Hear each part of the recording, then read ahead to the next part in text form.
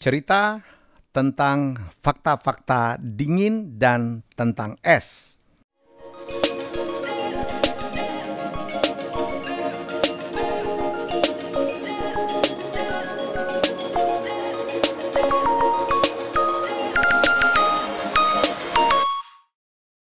Kali ini Raja Kuis akan bercerita tentang berbagai hal yang cukup menarik tentang es dan dingin.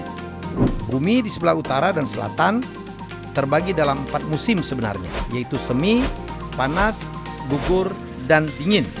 Jika di belahan utara musim panas, maka di sebelah selatan musim dingin. Bagian terdingin bumi ada di kutub selatan, di benua Antartika, dan di Arktik di kutub utara. Jika Antartika adalah daratan yang tertutup es, Arktik sebagian besar adalah lautan yang beku, dan sebagian daratannya adalah Alaska yang tertutup es.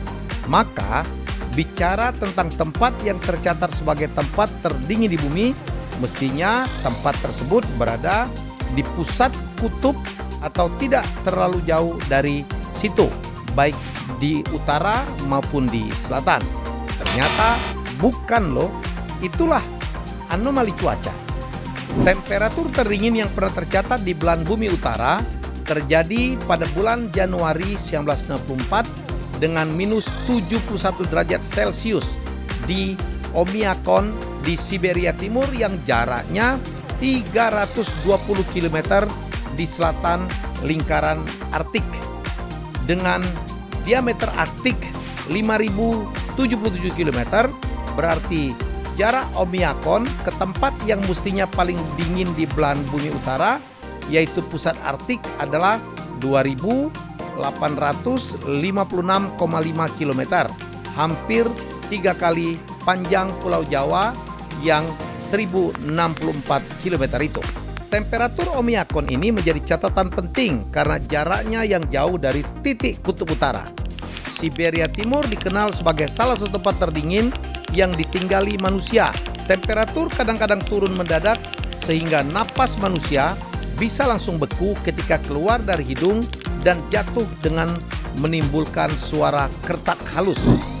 Akan tetapi, tempat terdingin di muka bumi yang pernah tercatat adalah minus 88,3 derajat Celcius terjadi di stasiun Vostok, Rusia di benua Antartika pada tanggal 24 Agustus 1960 di ketinggian 3.505 meter dari permukaan laut.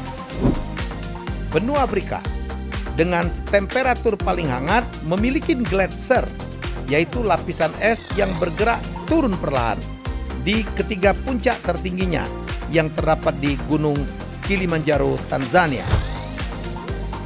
Di Australia, benua yang lebih dingin justru tidak terdapat gletser karena tidak terdapat puncak yang cukup tinggi untuk terbentuknya bongkahan es. Lama sebelumnya, benua Afrika pernah mengalami cuaca dingin 2 kali, menurut catatan, yaitu dengan membekunya Sungai Nil pada tahun 829 dan 1010 ketika Mesir dikuasai dinasti Abbasiyah yang memerintah dari Baghdad. Sampai generasi X awal, anak-anak Indonesia terutama di kota-kota besar dan di Pulau Jawa rasanya ingat bahwa suatu ketika ada pabrik es batu bernama Petojo yang dalam bahasa Belanda disebut dengan Is Fabrik Petojo pada zaman Hindia Belanda. Es campur, es Shanghai, es jus, es serut gandul yang menggunakan tali merang sebagai pengikat, atau es apa saja bisa dipastikan menggunakan es batu produksi pabrik es Petojo.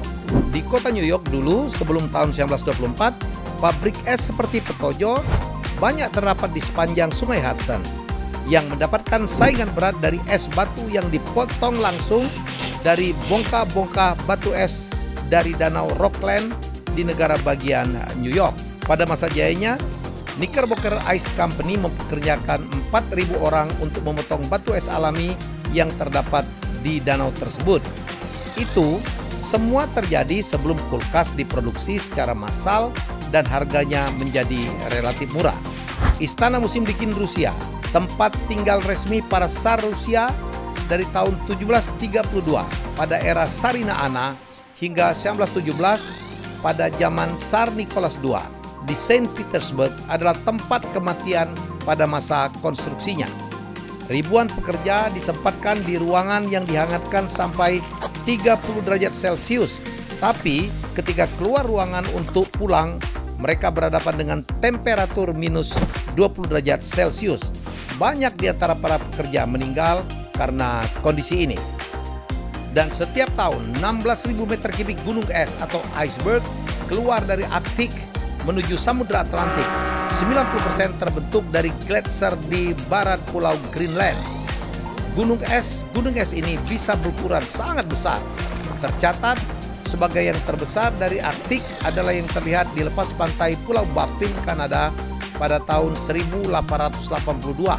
Ukurannya 13 kali 6 km dengan tinggi 20 meter. Gunung-gunung es ini jika terapung ke arah selatan hingga melewati Pulau Newfoundland, Kanada akan sangat berbahaya bagi pelayaran.